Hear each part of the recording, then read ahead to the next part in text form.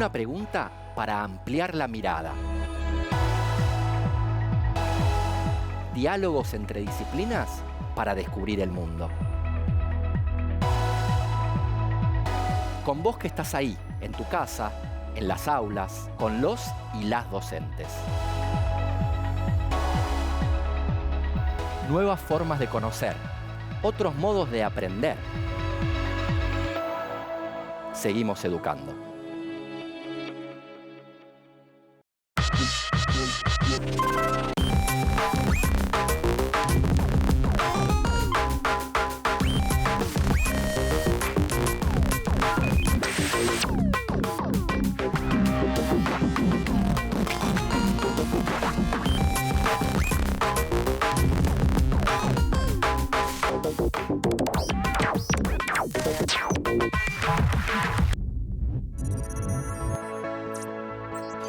Hola, soy Andrés y hoy junto con Ale, profesor de Geografía, y Lautaro, profesor de Química, nos preguntamos, ¿qué es el default ambiental?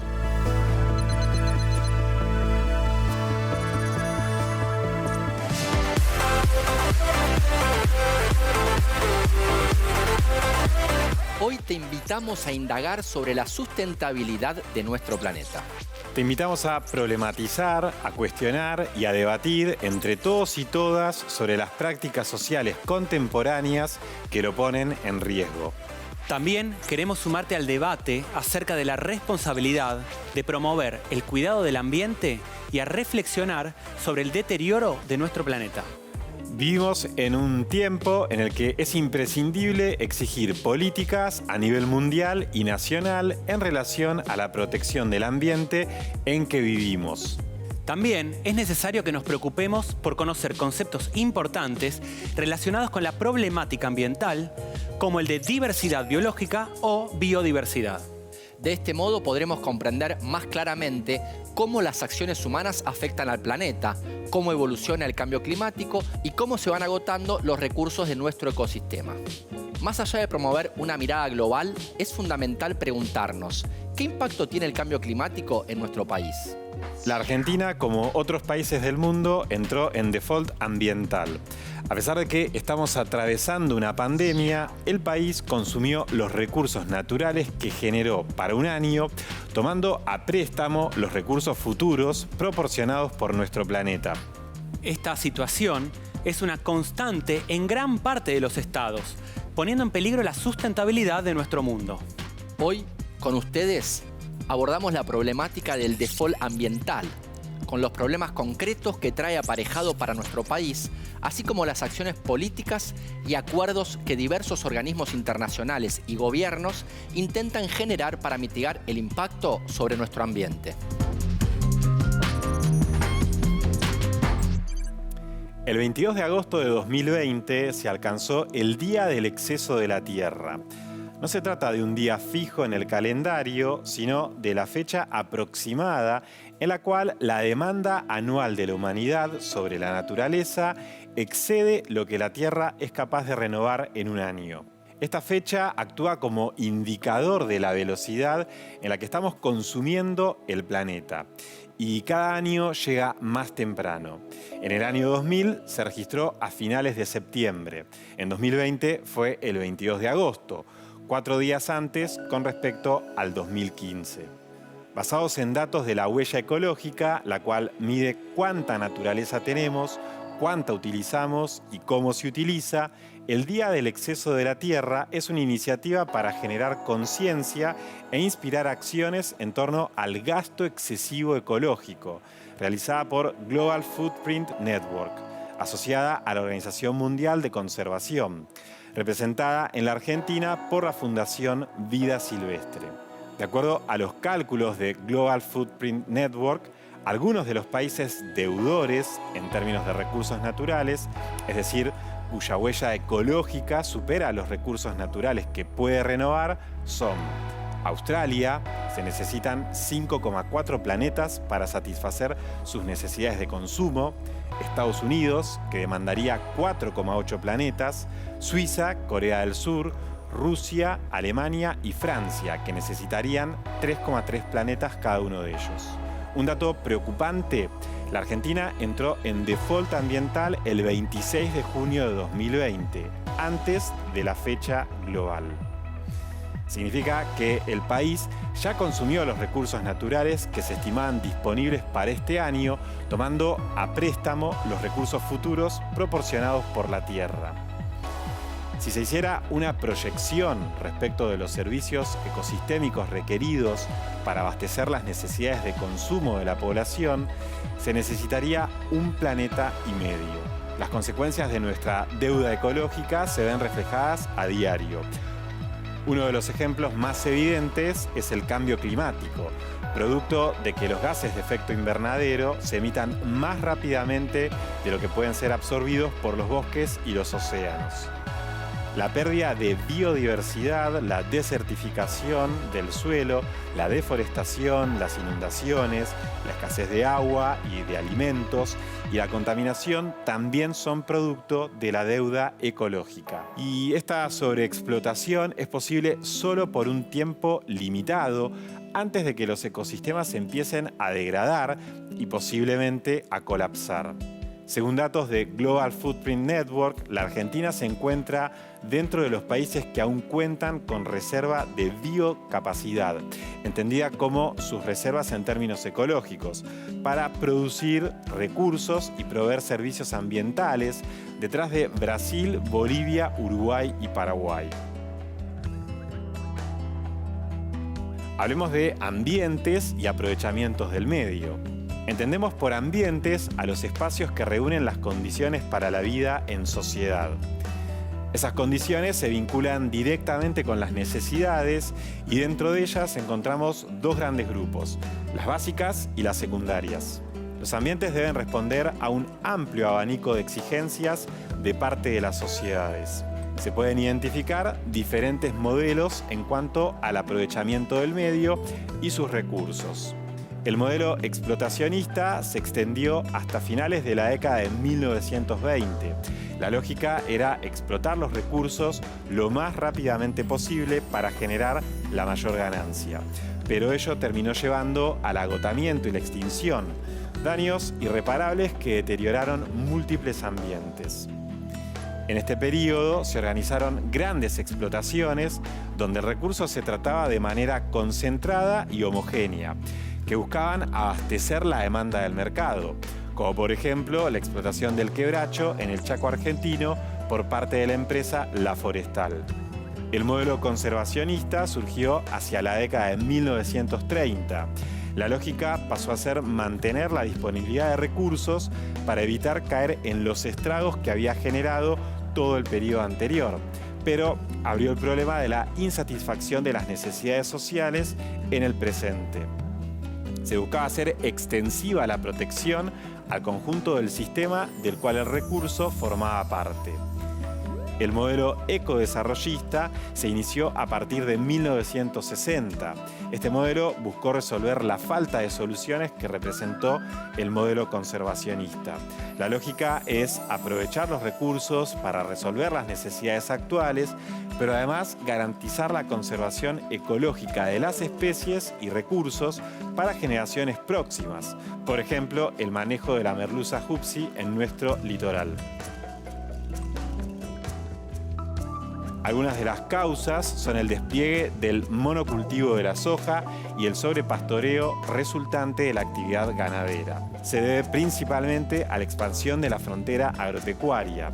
A finales del siglo XIX, gran parte de las llanuras chaqueña y pampeana presentaban áreas boscosas que actualmente están ocupadas por campos cultivados con cereales y oleaginosas. Otra actividad que se basa en la deforestación es la producción maderera. Tras la tala completa de bosques, muchas empresas se mudan hacia otras áreas aún no deforestadas. La tala selectiva deja por lo menos algunos ejemplares en pie y muchas veces incluso reforesta. La biodiversidad es la diversidad de vida, la variedad de seres vivos que existen en el planeta y las relaciones que establecen entre sí y con el medio que los rodea. Es el resultado de millones de años de evolución. En los últimos siglos, las actividades humanas han reducido marcadamente los ecosistemas naturales, llevando a una irreversible extinción de varias especies, animales y vegetales. La contaminación es el proceso por el cual ciertas actividades desarrolladas por la sociedad alteran la composición y la calidad de los ambientes al incorporar en la atmósfera, el agua o el suelo elementos que no pueden ser asimilados por esos medios. La contaminación urbana e industrial es uno de los mayores problemas ambientales que existen en nuestro país, mayormente en las grandes ciudades y en sus áreas periféricas. Pesqueros que cruzan el límite de las 200 millas e ingresan a la zona exclusiva de pesca de Argentina se baten a duelo con los agentes de prefectura naval. Cargan en sus bodegas calamares, la estrella de cada temporada, pero también merluza y merluza negra. Desechan toneladas de ecosistema marino, desde algas hasta delfines y ballenas. A estos buques de actividad ilegal se le suman otros cientos con permiso de trabajo. Son tantas que las tripulaciones de las aerolíneas que unen Ushuaia, en el sur de nuestro país, con Buenos Aires, describen la escena nocturna que se ve desde el aire como ciudades marinas.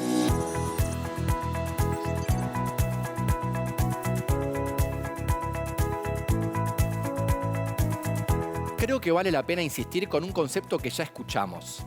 ¿Qué es la biodiversidad, Lautaro? Este término abarca las diferentes formas en que se manifiesta la vida en nuestro ambiente. No solo se incluye la variedad de seres vivos que habitamos el planeta, también son parte de la diversidad los ecosistemas y las interacciones que tenemos entre los seres vivos y con el ambiente. En los últimos siglos, las actividades humanas han reducido marcadamente los ecosistemas naturales, llevando a una irreversible extinción de varias especies animales y vegetales. ¿Por qué es importante la biodiversidad? Tiene un valor clave porque constituye el sustento de la mayoría de las actividades humanas y la base de una gran variedad de bienes y servicios ambientales que contribuyen al bienestar social. ¿Cómo sería eso? La biodiversidad o diversidad biológica de nuestro planeta provee materias primas, alimentos, agua, medicamentos, materiales para la construcción, combustibles, entre muchos otros. Interviene también en procesos ecológicos. Por supuesto, y aporta servicios ecológicos relacionados con las funciones de los ecosistemas, como la regularización del clima, la fijación de dióxido de carbono, la recuperación de la fertilidad del suelo, la amortiguación de las inundaciones y la descomposición de residuos. Además, brinda un aporte clave para mantener la variedad de recursos genéticos de cultivos. Si entendí bien, toda la vida en el planeta está sostenida sobre este fenómeno. Entendiste perfecto.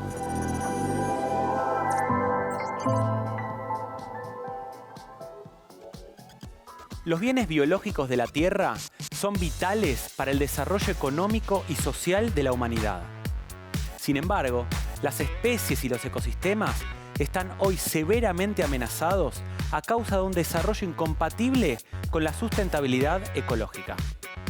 Como resultado, existe un creciente reconocimiento de que la diversidad biológica es un bien global de enorme valor para las generaciones presentes y futuras y que debe ser conservado. Un ecosistema se compone de una comunidad de organismos con su entorno físico. Los ecosistemas pueden ser de diferentes tamaños. Pueden ser marinos, acuáticos o terrestres. Las categorías generales de los ecosistemas terrestres se conocen como biomas. En los ecosistemas, tanto la materia como la energía se conservan. La energía fluye a través del sistema, generalmente de luz a calor, y la materia se recicla.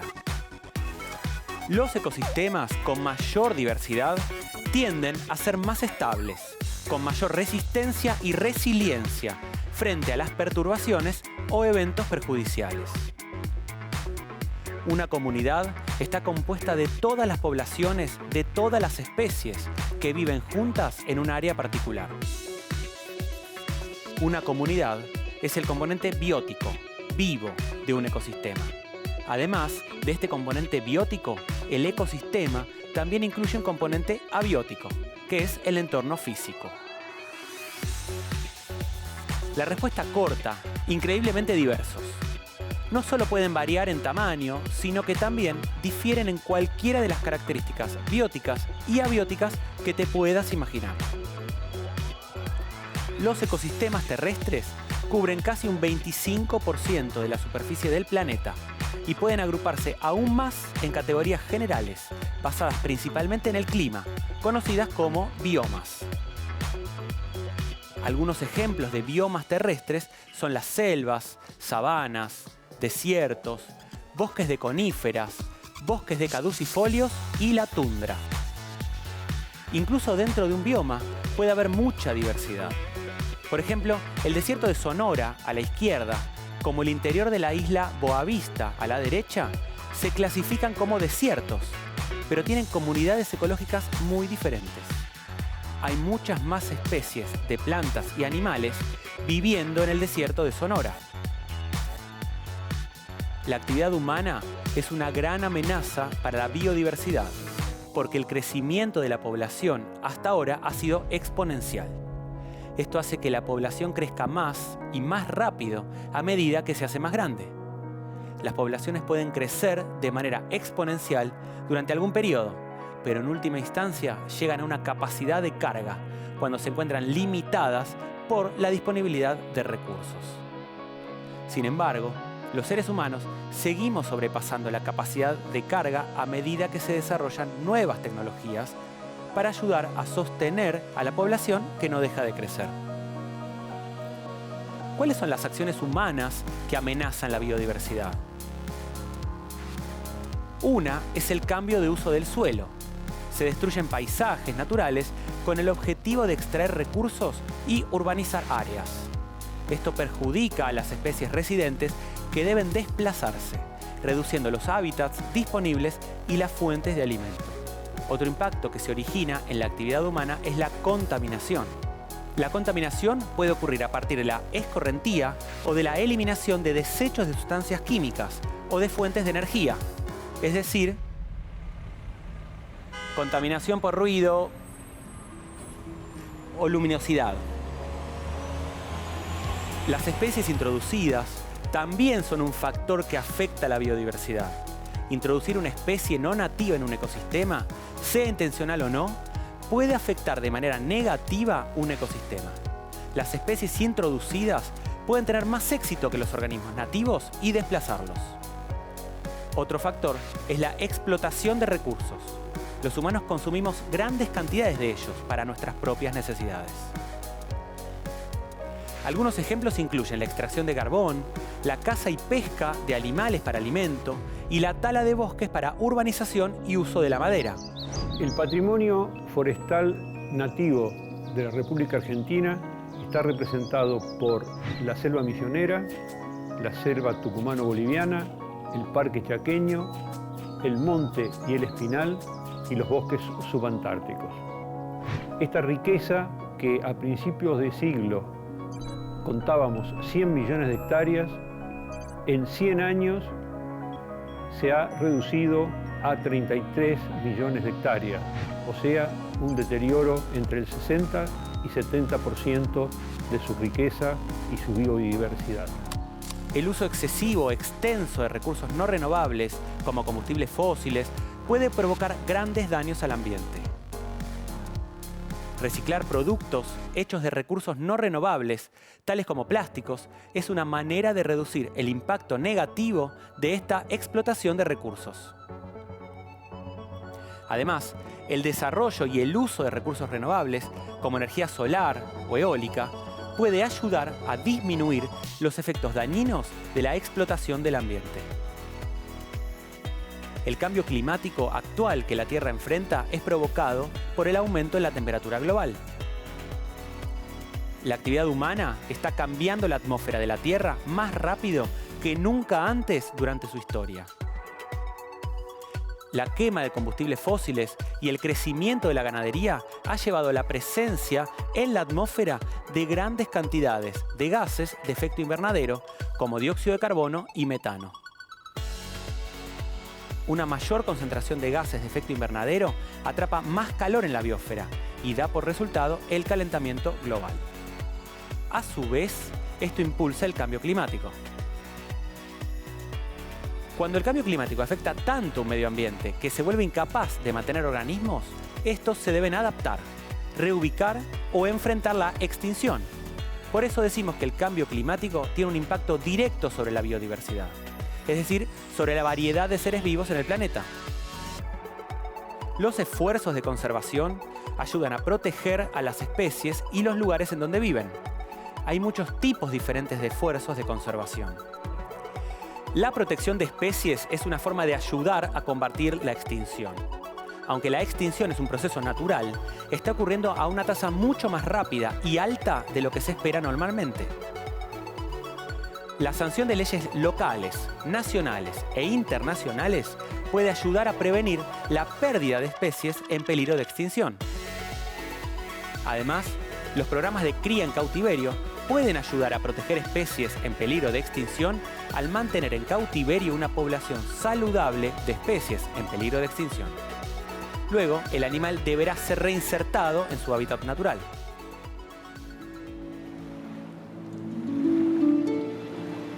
Todos los científicos de la conservación de las aves y de los mamíferos marinos sabemos que las áreas protegidas son muy importantes para la conservación de estas especies. Pero no alcanza solo con eso. Necesitamos buenas prácticas fuera de las áreas protegidas. Según las recomendaciones de la ONU para el desarrollo sostenible, es esencial la gestión cuidadosa de la explotación del ecosistema oceánico o marino. No obstante, en la actualidad existe un deterioro continuo de las aguas costeras, debido a la contaminación y a la acidificación de los océanos, que está teniendo un efecto adverso sobre el funcionamiento de los ecosistemas y la biodiversidad. Asimismo, también está teniendo un impacto perjudicial sobre las pesquerías de pequeña escala. Proteger nuestros océanos debe seguir siendo una prioridad. La biodiversidad marina es vital para la salud de las personas y de nuestro planeta. Es también imprescindible poner en marcha reglamentos que reduzcan tanto la sobrepesca como la contaminación marina. En sus recomendaciones, la Organización de las Naciones Unidas alerta también sobre otra amenaza contra la biodiversidad, la desertificación.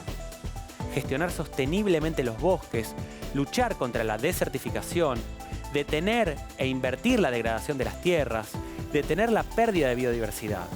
Para prevenir, detener y revertir la degradación de los ecosistemas de todo el mundo, las Naciones Unidas han declarado la década para la restauración de los ecosistemas 2021-2030. El 5 de junio de 1992, la comunidad internacional aprobó el Convenio sobre la Diversidad Biológica, CDB, en Río de Janeiro, durante la Conferencia de las Naciones Unidas sobre el Medio Ambiente y Desarrollo, conocida como Cumbre de la Tierra. El CDB es un tratado internacional, jurídicamente vinculante, que entró en vigor el 29 de diciembre de 1993. Actualmente cuenta con 193 estados que lo ratificaron, que se denominan partes, y su órgano rector es la Conferencia de las Partes o COP. La conferencia se reúne cada 2 años o según sea necesario para examinar los progresos en la aplicación del convenio, fijar prioridades y adoptar planes de trabajo. La República Argentina ratificó el CDB mediante la Ley 24.375 de 1994. El convenio sobre la diversidad biológica representa un avance sustancial en la conservación de la diversidad biológica, el uso sostenible de sus componentes y la participación justa y equitativa en los beneficios derivados de la utilización de los recursos genéticos. Este viaje es la culminación de la obra de mi vida, dedicada a los secretos del mar. Mundo submarino. Vamos a explorar las profundidades del mar en busca de tesoros ocultos. Vamos a filmar un mundo de belleza salvaje y cruel. Pese a todos los peligros, queremos investigar cómo poder preservar del exterminio a estas extraordinarias criaturas. Anotación en el cuaderno de bitácora del barco de investigaciones Calypso. Ahora nos encontramos a la búsqueda de los gigantes del mar, de las ballenas. Nos ha ayudado a ampliar nuestros conocimientos. Ahora debe volver con su madre. Adiós, amiga mía.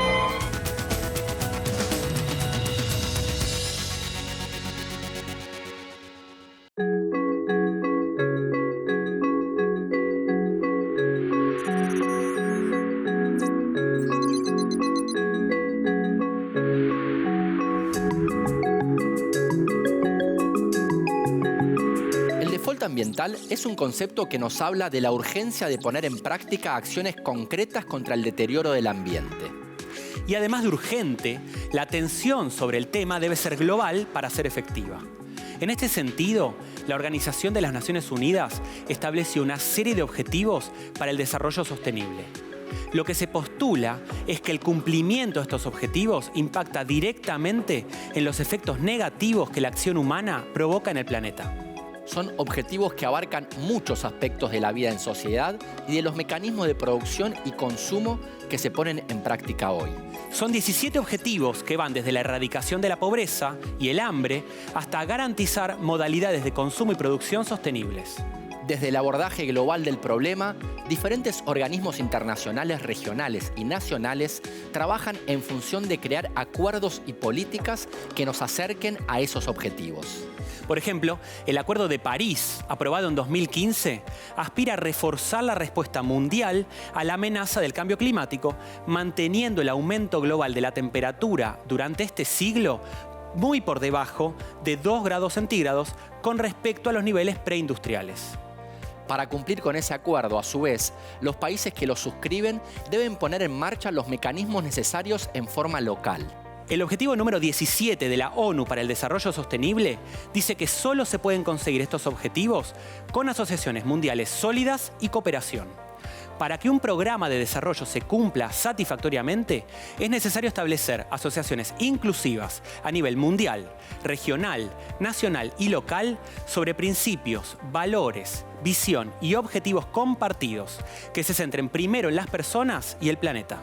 Muchos países requieren asistencia oficial para el desarrollo con el fin de fomentar el crecimiento y el comercio. Aún así, los niveles de ayuda están disminuyendo y los países donantes no han respetado su compromiso de aumentar la financiación para el desarrollo.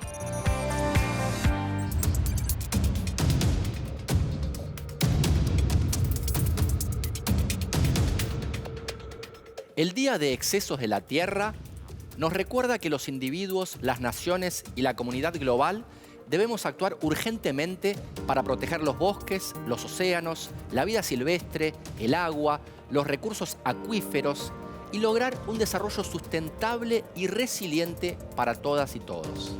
El default ambiental nos indica que estamos consumiendo los recursos del planeta mucho más rápido de lo que éste puede renovarlos. Y esto en el caso de los recursos que pueden renovarse. Hay recursos que usamos que no son renovables. Hay deterioros que causamos que no son reversibles. Según datos de Global Footprint Network, la Argentina se encuentra dentro de los países que aún cuentan con reserva de biocapacidad. Biocapacidad se entiende como las reservas en términos ecológicos para producir recursos y proveer servicios ambientales. Argentina se posiciona detrás de Brasil, Bolivia, Uruguay y Paraguay. Sin embargo, hay datos alarmantes de nuestro país que dan cuenta que aún hay mucho por hacer al respecto para llegar al momento en que nuestro Día del Exceso de la Tierra en Argentina sea el 31 de diciembre. O mejor aún, que ese día no exista.